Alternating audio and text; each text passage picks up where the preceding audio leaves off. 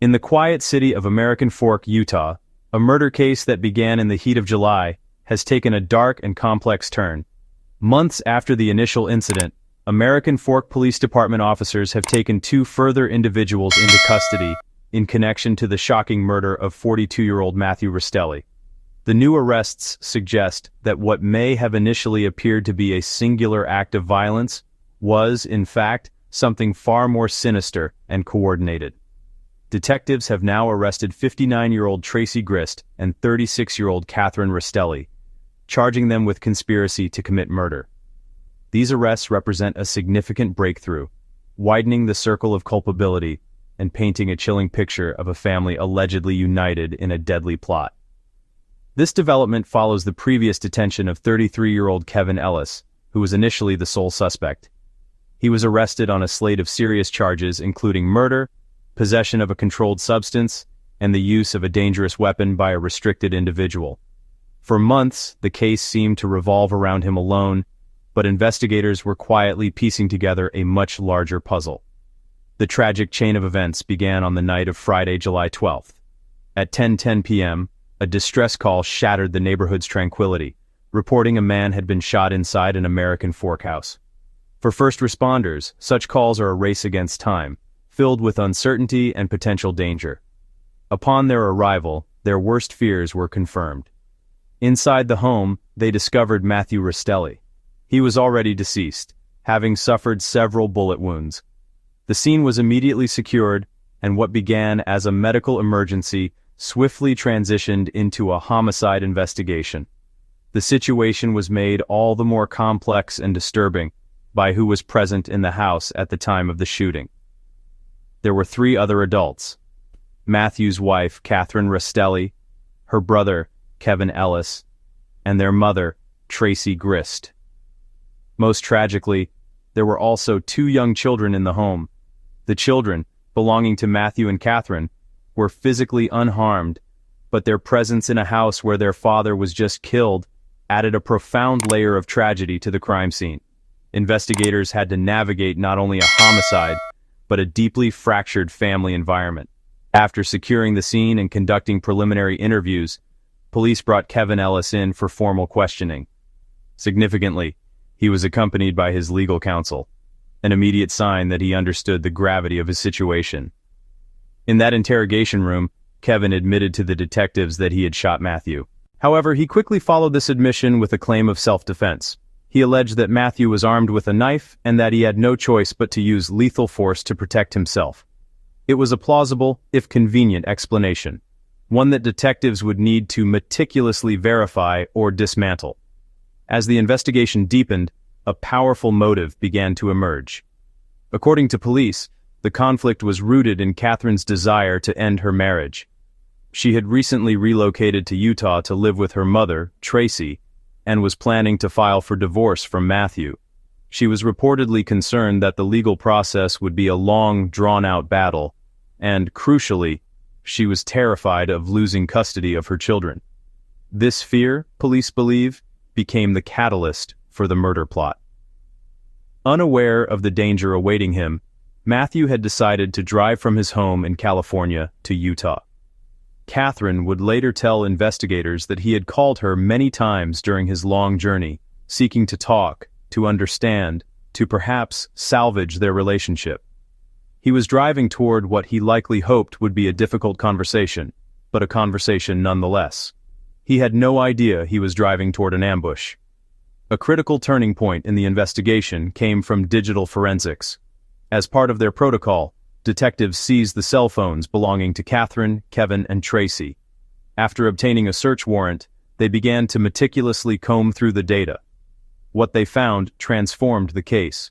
The search revealed a text message sent to Catherine from her sister on June 20th, weeks before the murder. It read, "I'll be watching the AirTag and let you know as soon as it updates." The digital breadcrumbs didn't stop there. On Catherine's phone, they also discovered a screenshot from Apple Maps. It showed a blue dot indicating a precise location in Aguanga, California, an area very close to Matthew Restelli's residence. To the police, the implication was clear and chilling. They weren't just discussing Matthew's movements. They were actively tracking him in real time. This digital evidence led police to conduct a thorough search of Matthew's car, which was still parked in front of the house where he was killed. Tucked away inside a fabric storage drawer on the passenger side, they found it, an Apple AirTag. Police noted that the drawer was filled with an assortment of items: papers, receipts, magazines, food, and beverages. The AirTag was at the very bottom, deliberately concealed. Investigators concluded that it would have been nearly impossible to find the device unless you were specifically looking for it. The discovery of the AirTag was the key that unlocked the conspiracy. By analyzing data from Tracy's phone and Catherine's iPad, detectives were able to demonstrate that all three suspects, Catherine, Kevin, and Tracy, had shared access to the tracking device. They could all watch Matthew's every move as he traveled from California, completely oblivious to the digital surveillance. The most damning piece of digital evidence pinpointed the exact timing of the plot. According to authorities, on the night of the shooting, at 10:01 p.m., Catherine sent a text message to her brother Kevin, the man who would pull the trigger. The message was simple and chilling: "Keep an eye on Find My."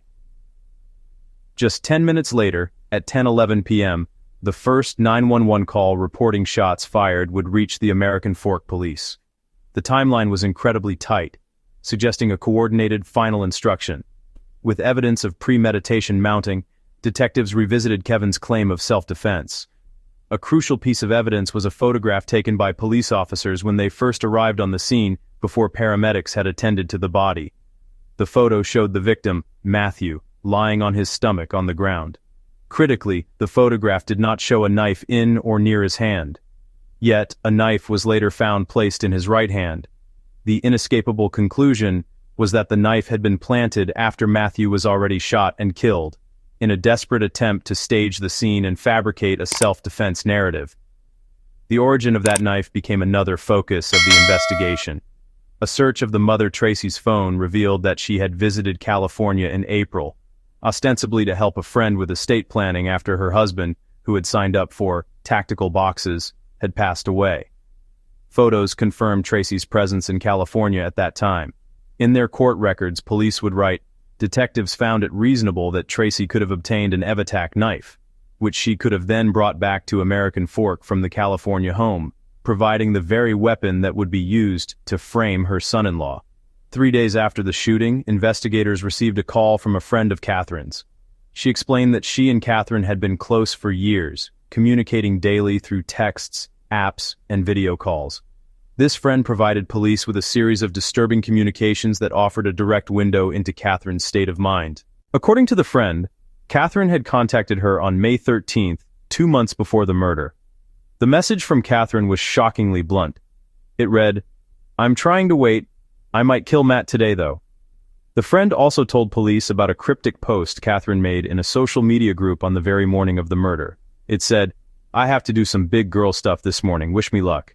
In retrospect, the post read like a thinly veiled announcement of her deadly intentions. The most unsettling revelation concerned Catherine's behavior in the immediate aftermath. The day after the murder, the friend claimed Catherine called her to inform her of Matthew's death. When the friend offered her condolences, Catherine's alleged response was that she was happy and that it was all right. Later that same day, Catherine would reportedly get on a video chat with her online friends, telling them about her husband's death while giving the group a tour of the crime scene, even showing the blood that remained on the floor where he had died. The digital trail also revealed the final, manipulative steps taken to lure Matthew to the house. 2 days before the incident, Catherine texted her mother Tracy, telling her that Matt had sent money for a rental car, confirming his intention to drive to Utah. In response, Tracy suggested a way out, advising Catherine to feign a sprained ankle as an excuse to avoid returning to California with him. But Catherine didn't try to stop him. A search of her phone revealed no messages, warning him not to come, no indication that she was unhappy with his visit, and no refusal to go back to California. Instead, police say she did the opposite. She actively facilitated his arrival, providing him with her mother's address, the gate code for the community, and even helping him choose the safest travel routes. She even placed cardboard on the driveway, as he had requested, to prevent his car from leaking oil on the asphalt. a final chilling act of hospitality for the man she was allegedly planning to have killed. With the weight of digital, physical, and testimonial evidence, the case against the family solidified. Tracy Grist and Catherine Restelli now stand alongside Kevin Ellis, facing charges of murder, obstruction of justice, and 2 counts of domestic violence in the presence of a child. The prosecution's narrative is clear. This was not an act of self-defense, but a cold, calculated conspiracy to commit murder, meticulously planned and executed by a wife, her brother, and her mother.